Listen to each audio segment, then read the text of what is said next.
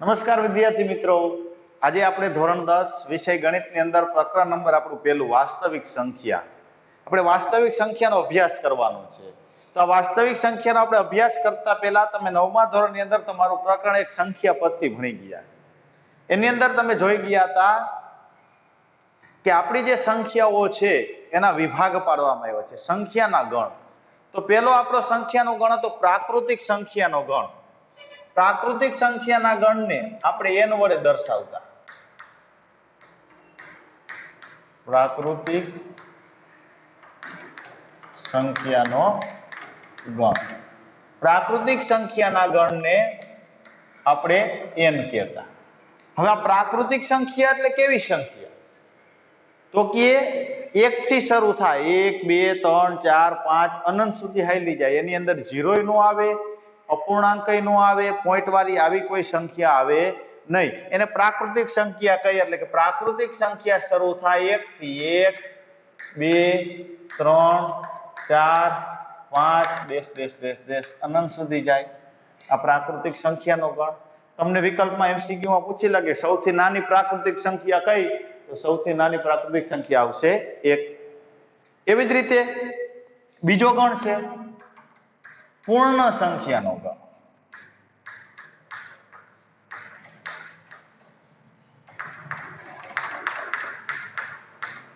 બીજો ગણ છે પૂર્ણ સંખ્યાનો ગણ, જેને કહેવાય W. પૂર્ણ સંખ્યાનો ગણ. પૂર્ણ સંખ્યા ક્યાંથી શરૂ થાય? તો કે 0 થી. 0 1 2 3 4 5 ડેશ ડેશ ડેશ અનંત સુધી આવેલી જાય.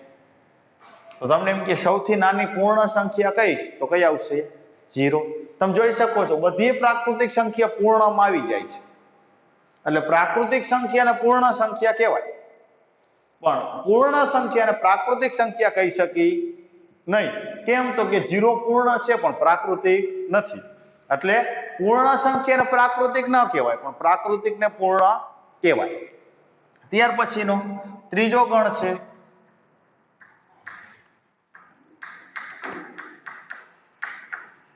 પૂર્ણાંક સંખ્યાનો ગણ. ત્રીજો છે પૂર્ણાંક સંખ્યાનો ગણ. પૂર્ણાંક સંખ્યાના ગણને કહેવાય z. પૂર્ણાંક સંખ્યાના ગણને કહેવામાં આવે છે z, જેની અંદર ઋણ સંખ્યા -4 -3 -2 -1 0 1 2 3 અનંત સુધી અને કહેવાય પૂર્ણાંક સંખ્યા. માઇનસ એટલે કે ઋણ સંખ્યા, 0 અને ધન સંખ્યા. તો બધી પૂર્ણ સંખ્યા જો પૂર્ણાંકની અંદર આવી જાય છે. બધી પ્રાકૃતિક પૂર્ણાંકમાં આવી જાય છે. તો પ્રાકૃતિકને પૂર્ણાંક કહેવાય, પૂર્ણને પૂર્ણાંક કહેવાય. પણ ઊંધું કહે તો પૂર્ણાંક સંખ્યા એ પૂર્ણ છે તો નથી, પૂર્ણાંક સંખ્યા એ પ્રાકૃતિક સંખ્યા છે તો નથી. ત્યાર પછીનો સમય સંખ્યાનો ગણ.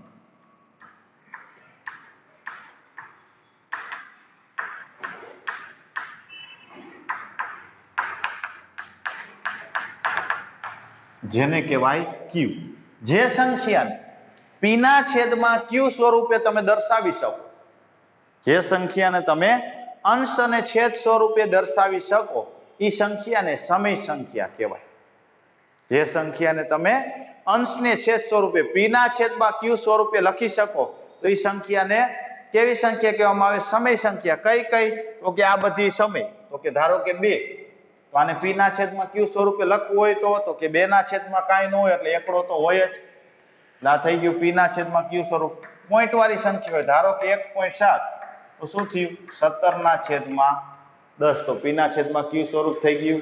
એટલે કે આવી બધી સંખ્યાને કેવી સંખ્યા કહેવામાં આવે? તો કે સમય સંખ્યા કહેવામાં આવે. તો સમય સંખ્યાની અંદર કઈ કઈ સંખ્યા આવે?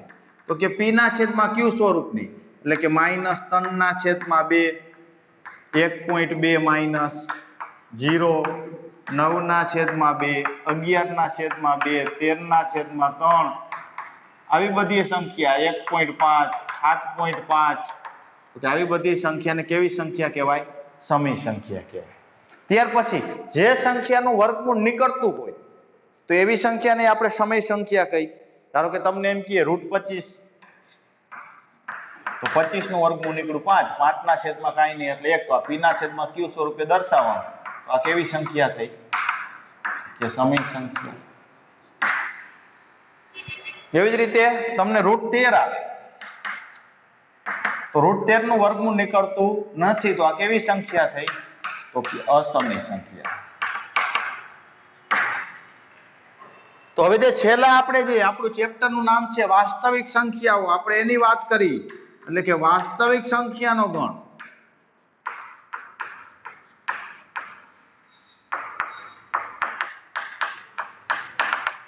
જેને કહેવામાં આવે આર, વાસ્તવિક સંખ્યાનો ગણ, જેને આપણે આર વડે દર્શાવીએ. તો આની અંદર કઈ સંખ્યા આવે? તો કે વાસ્તવિક સંખ્યાની અંદર બધી સમય સંખ્યા આવી જાય, વત્તા બધી અસમય સંખ્યા આવી જાય. સમય સંખ્યા અને અસમય સંખ્યા મતલબ બધી સંખ્યાનો ગણ, એને છેલ્લો વાસ્તવિક સંખ્યાનો ગણ કહેવાય. આ વાસ્તવિક સંખ્યાની અંદર બધી સંખ્યા આવી જાય, સમય સંખ્યા આવી જાય, અસમય સંખ્યા આવી જાય, પ્રાકૃતિક આવી જાય, પૂર્ણ આવી જાય, પૂર્ણાંક આવી જાય. એ બધી તો કારણ કે સમય સંખ્યા છે જ, એટલે કે સમય સંખ્યા વત્તા અસમય સંખ્યાના ગણને તો કે વાસ્તવિક સંખ્યાનો ગણ કહેવાય. હવે આપણે વાત કરી તો કે આ વાસ્તવિક સંખ્યાઓ એટલે કઈ કઈ સંખ્યાઓ? તો કે હું તમને ઉદાહરણ દઉં. તો કે ધારો કે 4 નું ઘનમૂળ કીએ તો નો નીકળે, તો એ વાસ્તવિક સંખ્યા કહેવાય. ધારો કે તમને એમ કીએ 2 નું વર્ગમૂળ, તો એ વાસ્તવિક સંખ્યા થઈ. તમને એમ કહીએ 3 નું વર્ગમૂળ, તમને એમ કહીએ 5 નું ચતુર્થમૂળ, તો આવી બધી સંખ્યા વાસ્તવિક સંખ્યા છે. તમને એમ કે -11 ના છેદમાં 3, તો આ વાસ્તવિક સંખ્યા કહેવાય. -9 ના છેદમાં 4, તો આ વાસ્તવિક સંખ્યા કહેવાય. બધી સંખ્યા વાસ્તવિક સંખ્યાની અંદર આવી જાય છે. વાસ્તવિક સંખ્યાની અંદર કેનો સમાવેશ થાય? તો કે પ્રાકૃતિક સંખ્યા આવી જાય, પૂર્ણ આવી જાય, પૂર્ણાંક આવી જાય, સમય આવી જાય અને અસમય આવી જાય. આ બધી સંખ્યા છે, 5 પ્રકારની સંખ્યા, એ બધી સંખ્યાને કેવી સંખ્યા કહેવામાં આવે છે? વાસ્તવિક સંખ્યા કહેવામાં આવે છે. હવે વિદ્યાર્થી મિત્રો આપણે એક ભાગાકારની વાત કરી.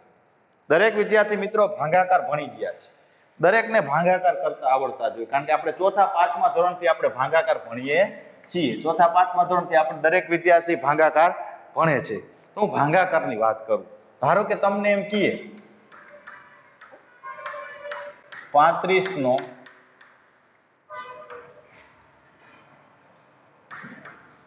ભાગાકાર 7 વડે કરો, તો 35 નો ભાગાકાર આપણે 7 વડે કરવાનો છે, એટલે આપણે 35 ભાગ્યા 7 કરશું. 35 ભાગ્યા 7. 7 નો ઘડિયો આપણે બોલશું, 35 ને નહીં વટે.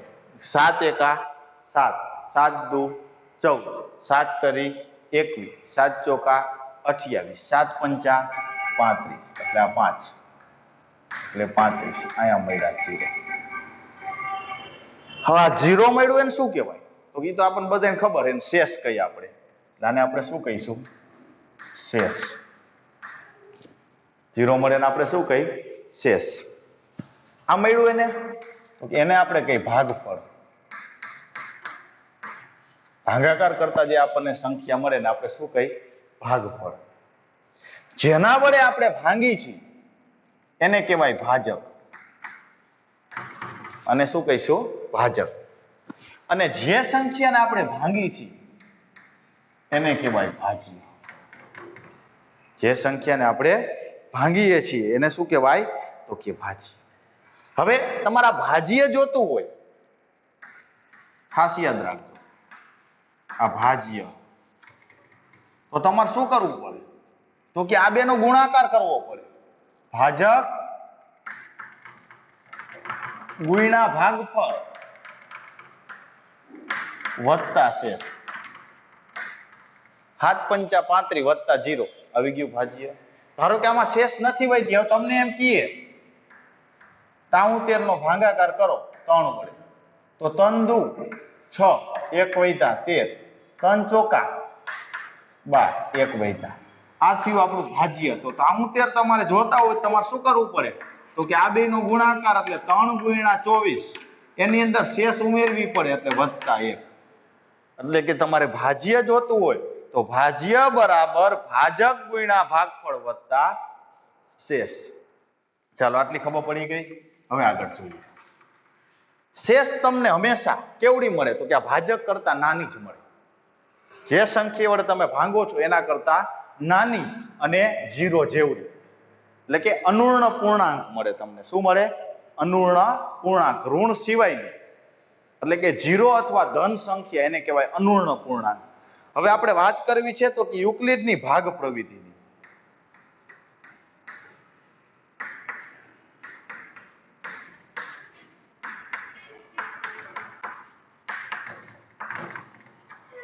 યુક્લિડની ભાગ પ્રવિધિ. તો કે યુક્લિડની ભાગ પ્રવિધિ એટલે શું? તો કે કોઈ પણ ધન પૂર્ણાંક એને કોઈ પણ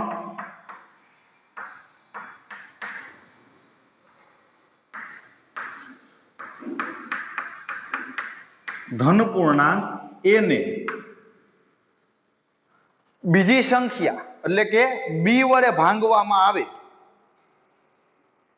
કોઈ પણ ધન પૂર્ણાંક એને બીજા ધન પૂર્ણાંક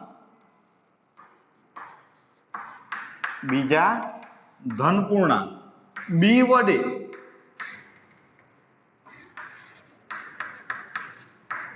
ભાંગવામાં આવે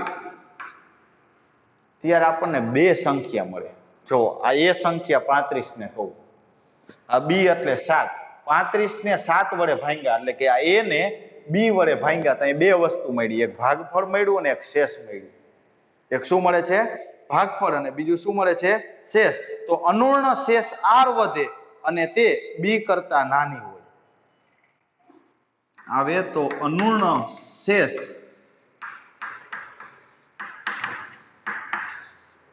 આર વધે અને જે બી કરતા નાની મળે. આપણને એક શેષ મળે છે જે તો કે બી કરતા કેવી હોય છે? નાની હોય છે. બી એટલે જેના વડે ભાંગ્યા. ફરીથી તમને ઉદાહરણ આપીને બતાવું. એ કેને કહેવાય? બી કેને કહેવાય? ક્યુ કેને કહેવાય? અને આર કેને કહેવાય? એ, બી, ક્યુ અને આર, આ 4 વસ્તુ કેને કહેવાય એ તમને હું બતાવું. ધારો કે તમને એમ કહીએ 13 નો ભાગાકાર 2 વડે કરો. આ 13 એટલે કોઈ પણ એક સંખ્યા આપણી ધન પૂર્ણાંક એ, એટલે આને આપણે શું કહીશું? એ. એટલે શું થયું? આ ભાજ્ય. કેના વડે ભાંગું છું? 2 વડે, એટલે કે બી. એને બી વડે ભાંગતા ભાગ કરવું એટલે 6 દુ 12, એટલે 1 વધ્યો. આને કહેવાય આર, આને કહેવાય ક્યુ, આને કહેવાય ક્યુ. તો હવે તમે જોઈ શકો છો આ શેષ રહી એ હંમેશા બી કરતા કેવી મળશે? નાની. અને અનુર્ણ, અનુર્ણ એટલે શું? ખાસ યાદ રાખજો. અનુર્ણ એટલે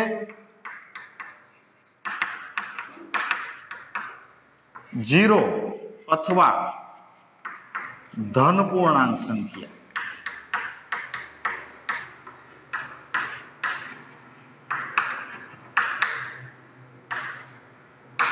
ખાસ યાદ રાખજો. અનુર્ણ એટલે શું? તો કે 0 અથવા તો ધન પૂર્ણાંક સંખ્યા.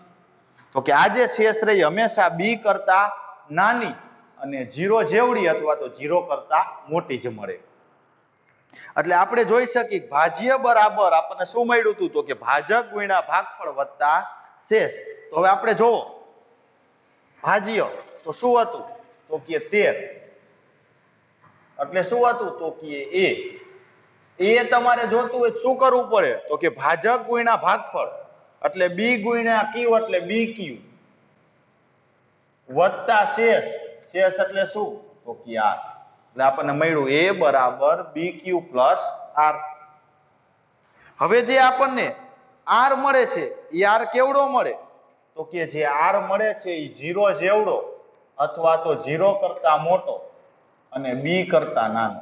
એટલે કે 0 less than or equal to r. 0 હોઈ શકે કારણ કે આમાં શેષ 0 મળી, એટલે 0 જેવડી, 0 કરતા મોટી અને બી કરતા નાની. બી જેવડી મળે નહીં તો પાછો ભાગ હાલે. ધારો કે અહીંયા 7 છે ને અહીંયા શેષ 7 મળ્યો તો 7 એકા 7 તો ભાગ હાલે.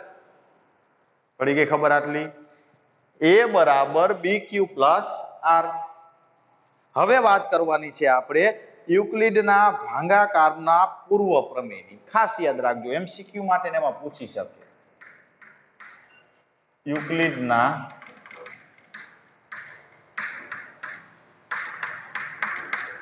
ભાગાકારનું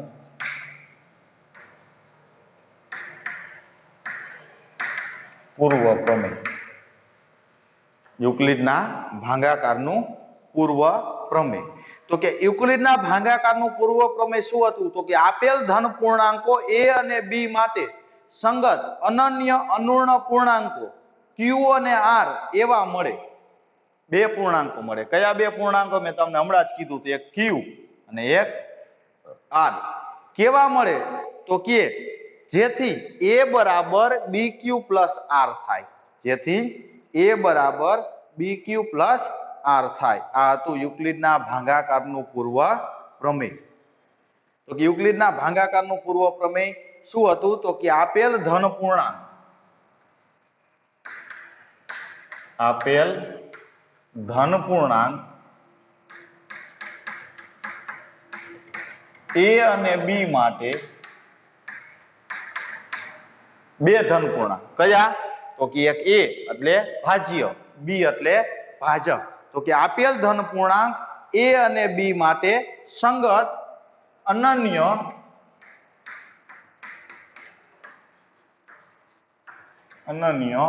અનુર્ણ સંગત અનન્ય અનુર્ણ પૂર્ણાંકો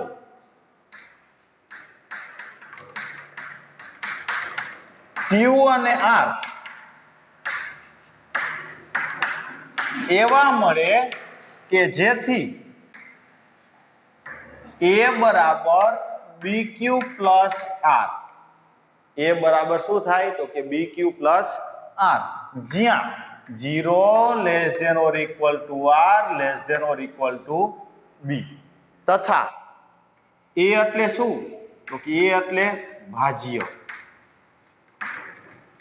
b એટલે ભાજક, q એટલે ભાગફળ અને r એટલે શેષ. આ આપણા યુક્લિડના ભાગાકારનું શું હતું? તો કે પૂર્વ પ્રમેય, જેનો ઉપયોગ આપણે તો કે ગુસા શોધવા માટે કરવાનો છે. ખાસ યાદ રાખજો, આ યુક્લિડના ભાગાકારના પૂર્વ પ્રમેયનો ઉપયોગ આપણે ગુસા શોધવા માટે કરવાનો છે. હવે તમને એમસીક્યુ માં પૂછશે. ખાસ તમને એમ કહીએ a બરાબર 7q પ્લસ r હોય તો r બરાબર ખાલી જગ્યા હોઈ શકે. a એટલે તો a ભાજ્ય, આ 7 એટલે શું થયું? તો કે b. એટલે એ સંખ્યાને હું 7 વડે ભાંગું, કોઈ પણ એ સંખ્યાને હું 7 વડે ભાંગું તો મને શેષ શું મળે? તો કે 7 કરતા નાની સંખ્યા 6 હોઈ શકે, 5 હોઈ શકે, 4 હોઈ શકે, 3, 2, 1 ને 0. આટલી કિંમત મળી શકે. તો r ની કિંમત શું હોઈ શકે? તો કે 6, 5, 4, 3, 2, 1 ને 0. તમને આમ કીધું હોત તો a બરાબર 9q 11q પ્લસ r હોય તો r બરાબર ખાલી જગ્યા હોઈ શકે. તો r ની કિંમત શું હોઈ શકે? તો કે r બરાબર 11 કરતા નાની, એટલે કે 10, 9, 8, 7, 0 સુધીની કોઈ પણ સંખ્યા હોઈ શકે. ફરીથી પહેલા તો સંખ્યાના ગણની વાત કરીએ તો પ્રાકૃતિક સંખ્યાનો ગણ એટલે n. કઈ સંખ્યા આવી ખબર પડી ગઈ? પૂર્ણ સંખ્યાનો ગણ એટલે w. કઈ સંખ્યા આવી ખબર પડી ગઈ? પૂર્ણાંક સંખ્યાનો ગણ એટલે z. એની અંદર કઈ સંખ્યા આવી ખબર પડી ગઈ? સમય સંખ્યાનો ગણ એટલે q. સમય સંખ્યા એટલે શું? તો કે જે સંખ્યાને p ના છેદમાં q સ્વરૂપે દર્શાવી શકાય. જે સંખ્યાને p ના છેદમાં q સ્વરૂપે દર્શાવી શકાય તે સંખ્યાને કેવી સંખ્યા કહેવાય? તો કે સમય સંખ્યા. પછી આવી વાસ્તવિક સંખ્યા. તો વાસ્તવિક સંખ્યા એટલે શું? તો કે પ્રાકૃતિક, પૂર્ણ, પૂર્ણાંક ને સમય અને વધારાની અસમય એ બધી સંખ્યા ભેગી થાય એટલે જે સંખ્યા બને એને કહેવાય વાસ્તવિક સંખ્યા. અને વાસ્તવિક સંખ્યાના ગણને આપણે દર્શાવી છીએ આર વડે. તો એના વિશેની આપણે વાત કરવાની હતી. પછી આપણે ભાગાકાર જોયા. ભાગાકાર કેને કહેવાય એ જોઈ લીધું. તો કે ભાજ્ય બરાબર ભાજક ગુણ્યા ભાગફળ વત્તા શેષ. પછી યુક્લિડની ભાગ પ્રવિધિ જોઈ. પછી યુક્લિડની ભાગ પ્રવિધિનું પૂર્વ પ્રમેય જોયું. અને ત્યાર પછી એમાંથી જે MCQ પૂછાય એ જોયું. આટલી વસ્તુ દરેક વિદ્યાર્થી મિત્રો પોતાના ચોપડામાં લખી લે છે. પછી આપણે હવે યુક્લિડની ભાગ પ્રવિધિથી ગુસા શોધતા શીખીશું. તો ચાલો દરેક વિદ્યાર્થી મિત્રો આ લખી લે છે. પછી આપણે આગળ જોઈએ.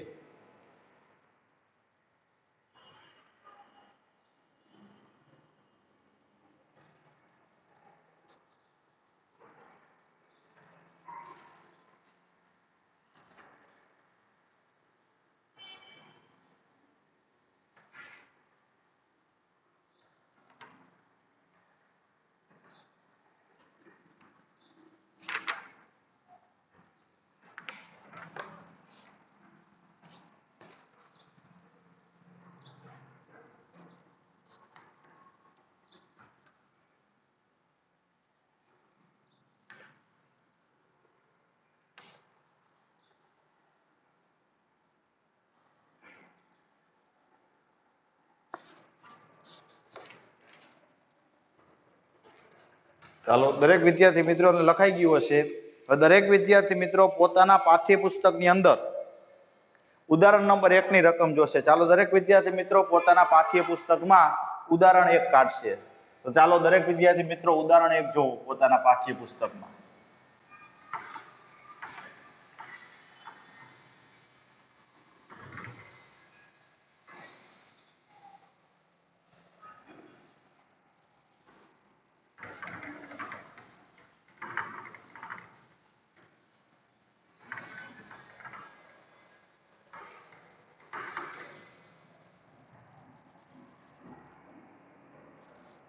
જોવો જો દરેક વિદ્યાર્થી મિત્રો ઉદાહરણ 1 માં શું કીધું છે. ઉદાહરણ 1 માં આપણને રકમ આપી છે. યુક્લિડની ભાગ પ્રવિધિનો ઉપયોગ કરી યુક્લિડની ભાગ પ્રવિધિનો ઉપયોગ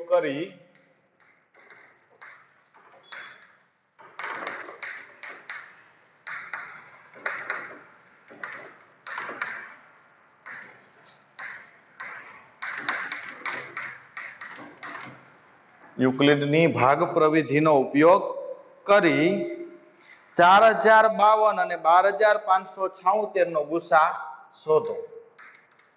4052 અને 12576 નો ગુસા શોધો.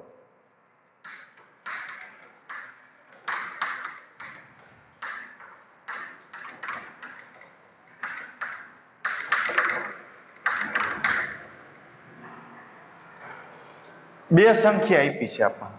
તમે અત્યાર સુધી 5મા 6ઠા ધોરણમાં એમાં ગુસા શોધતા શીખી ગયા, પણ તમે અવયવ પાડીને ગુસા શોધતા. અવયવ પાડીને એટલે સીડી બનાવતા તમે અને એના ઉપરથી તમે ગુસા શોધતા. પણ વિદ્યાર્થી મિત્રો અત્યારે આપણે એ રીતનો ઉપયોગ નથી કરવાનો.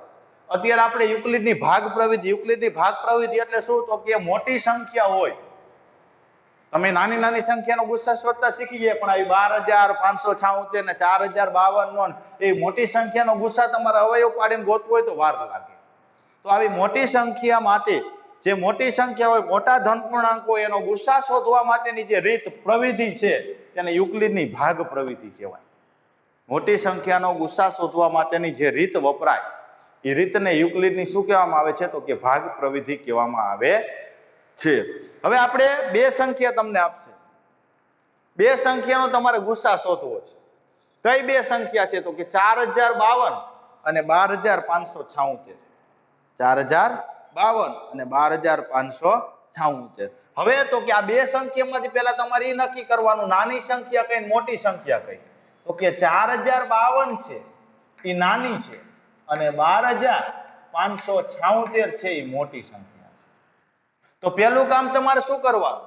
તો કે જે મોટી સંખ્યા છે એનો નાની સંખ્યા વડે ભાગાકાર કરો. પહેલું કામ, મોટી સંખ્યાનો નાની સંખ્યા વડે ભાગાકાર.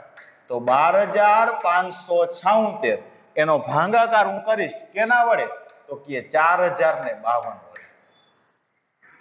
હવે 4052 એટલે શું તો કે આપણે આનો ઘડિયો ન આવડે પણ 4000 ને 4000 જ સમજી તો 4000 એકા 4000 4000 દુ 8000 ને 4 તરી તો કે 12000 એટલે ત્રણે લગભગ ભાગ હાલવો જોઈ એટલે હું ત્રણે ભાગ હકાવું તો 4052 ગુણ્યા 3 એટલે 3 દુ 6 5 તરી 15 વદા પડી 1 0 ગુણ્યા 3 એટલે 0 1 ના 1 ને 4 તરી 12 એટલે વૈધા 12156 કેટલા વડે ભાગાય તો કે 3 વડે 6 માંથી 6 જાય એટલે 0 7 માંથી 5 જાય એટલે 2 5 માંથી 1 જાય એટલે 4 2 માંથી 2 ગયા 0 1 માંથી 1 ગયા 0 હવે તો કે આ હતું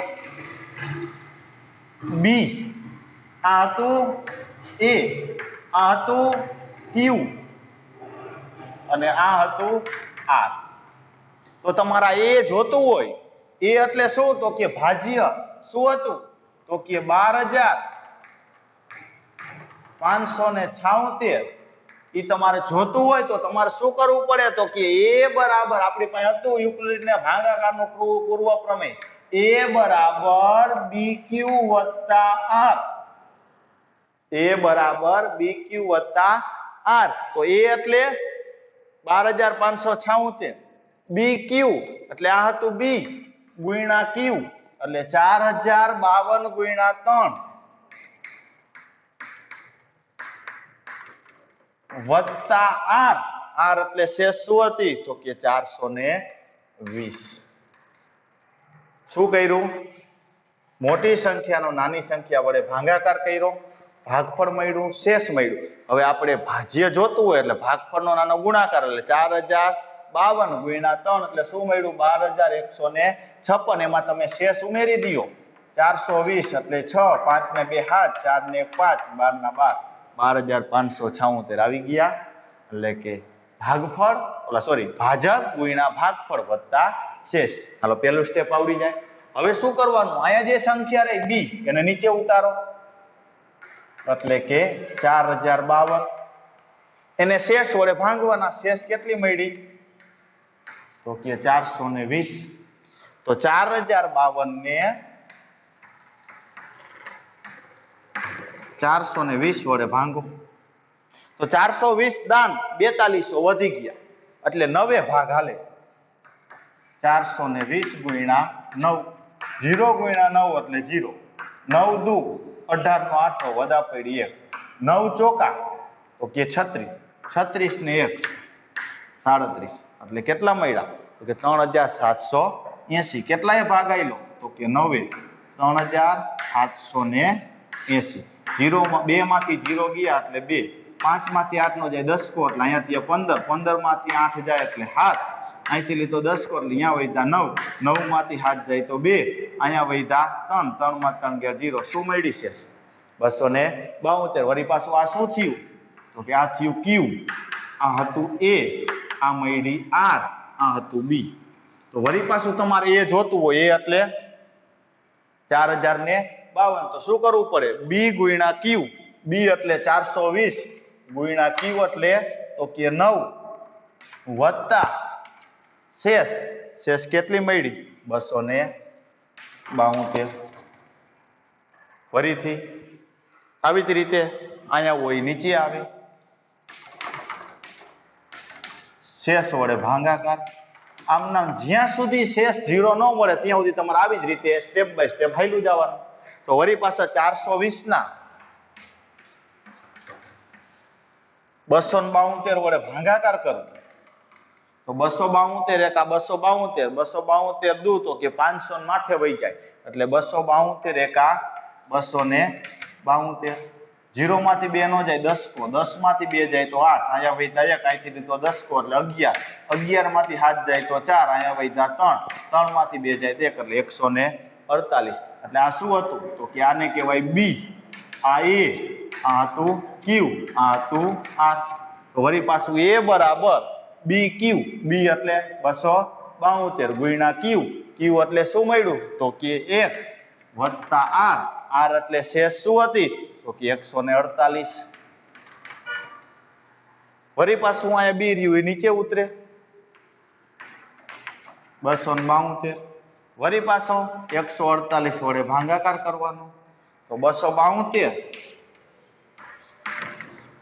એનો ભાગાકાર 148 વડે, 148 એકા 148, 148 દૂર તો કે 296 વધી ગયા, 148 એકા 148, 10 કો લઉં એટલે 12, 12 માંથી 8 જાય તો 4, અહીંયા વધ્યા 6, 6 માંથી 4 જાય તો 2, અહીંયા 2, 2 માંથી 1 જાય તો 1 એટલે 124.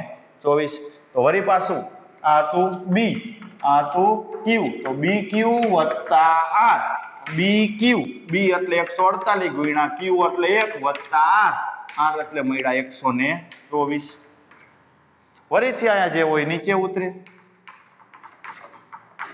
અહીંયા જે હોય એના વડે ભાગા લે.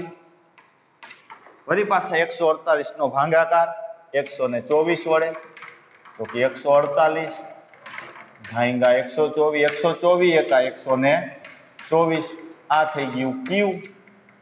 8 માંથી 4 ગયા તો 4, 4 માંથી 2 જાય તો 2, 1 માંથી 1 ગયા 0, આ થઈ ગયું આર. ફરી પાછું બી ક્યુ વત્તા આર, તો આ હતું ક્યુ, સોરી બી ક્યુ 1 વત્તા આર, શેષ કેટલી મળી તો કે 24. ફરીથી અહીંયા જે હતું એ નીચે ઉતરે, શેષ જે મળી એના વડે ભાગાકાર થાય, વળી પાછો 124 ને 124 વડે ભાગાકાર, 24 પંચા 120, 4 0 0, તો 24 ગુણ્યા 5 24 પંચા 120 વત્તા 4. વળી પાછું અહીંયા હોય નીચે ઉતરે, કેના વડે ભાગાકાર થાય તો કે 4 વડે, તો વળી પાછું 24 ભાગ્યા 4, 6 ચોક 24, 0 શેષ મળી ગઈ, તો 4 ગુણ્યા 6 વત્તા શેષ 0. 0 ન આવે ત્યાં સુધી આવી રીતે તમારે ભાગાકાર કરતો જ જવાનો. તો કે અંતિમ શૂન્યતર શેષ જે મળે એ તમારો ગુસા થાય.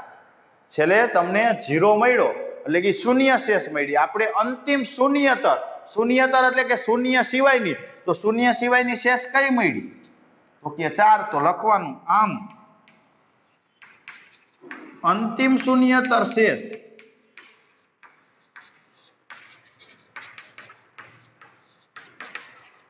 આમ અંતિમ શૂન્યતર શેષ 4 મળે છે.